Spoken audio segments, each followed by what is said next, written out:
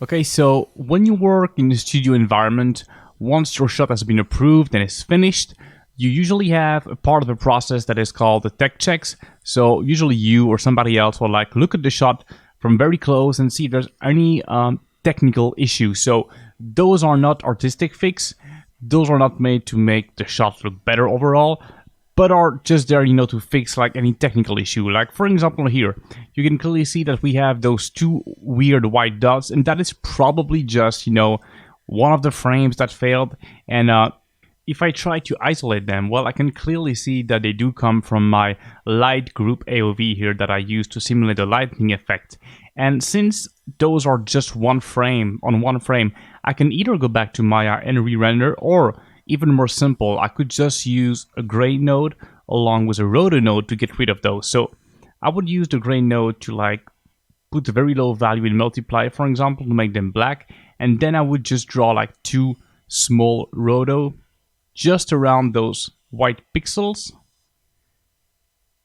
Something like this. So really simple, no feathering obviously whatsoever. I'm gonna invert the roto. I'm gonna plug in also the background. And now I can play with the settings of the grade. In this case, I'm just gonna play with the multiply setting. Put this to 0 so it's completely black. Actually, I'm gonna uninvert, the roto. And I'm gonna draw a second one here. There you go, something like this. And we're good. So now our frame is perfectly clean. And this is one tech issue that has been fixed. I am just gonna key animate the multiply settings, so obviously this tweak is only visible for this frame. Do not want to keep it visible for all the frames. Okay, so that is one issue that has been fixed. I think I've seen another one here on the left. It's not that visible, it's subtle, but there you go. Here on the left you can see that we are missing a tiny bit of coverage in our projection. Now, you can do two things. Either you can go back and paint some more extension, or in this case, since the lack of coverage is so tiny, I think I can cheat a little bit and simply open up slightly the focal length of my projection cam. Now pay attention that this projection cam is only for this projection and not for the others. I only want to open it for the one that has a little issue here. So I think something like this should do the trick. I think we're still missing a tiny bit of coverage, but to be honest, it is barely visible. I'm still gonna open up the focal length just a tiny little bit so we get completely rid of this lack of coverage issue. And something like this should solve our issue. So those are really super, usual technical issues that you will encounter when working in a production pipeline, so it's perfectly normal. Another issue I had noticed was a problem with the shader on one of my roofs. So I will just need to go ahead and re-render this. You can clearly see here that there's something really strange happening. I have no idea what it is. I'm suspecting that it has to do with probably the curvature node or something like that. Maybe there's something animated in my shot, in my 3D scene. I also noticed that we do have a small problem with this chimney shader here.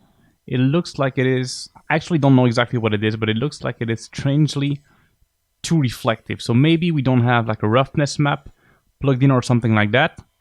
So for those types of issues, I will unfortunately need to go back to Maya to re-render this first, try to find where the issue is, and then re-render. So I'm just taking a look, trying to see where that could come from. So it is really most likely the shader. It does look like a weird edge, but I actually think it is just a reflection. So that probably comes from the shader.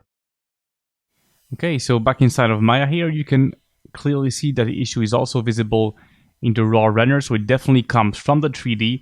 And indeed, if I look at the roughness setting here, it is put on 0, so that is basically like a perfect reflection like water or glass. So that is obviously not what we want. So I'm checking if there's a roughness map that comes with this shader, because this shader is actually the basic one coming from Kitbash 3D. I just converted it to like a Redshift material, but it doesn't have a roughness map. So I'm gonna work then a little bit on the shader. I can either go to Photoshop to do one, or I can just use a bunch of nodes here to like sort of fake one.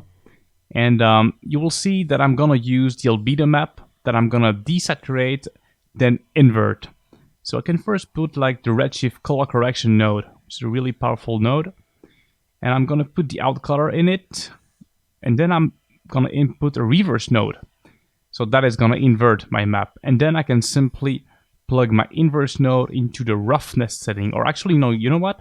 I'm actually gonna put it into the reflection weight. In this case, it is actually gonna work better, I think. It's up to you if you want to control like more the reflection weight or the roughness.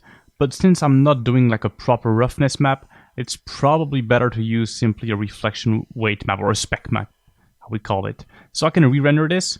Okay, I do have a little issue here, and I'm pretty sure I know where that comes from.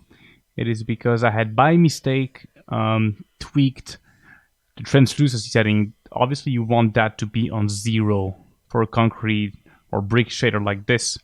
So I'm still gonna preview the render to be sure that it looks good, and it does.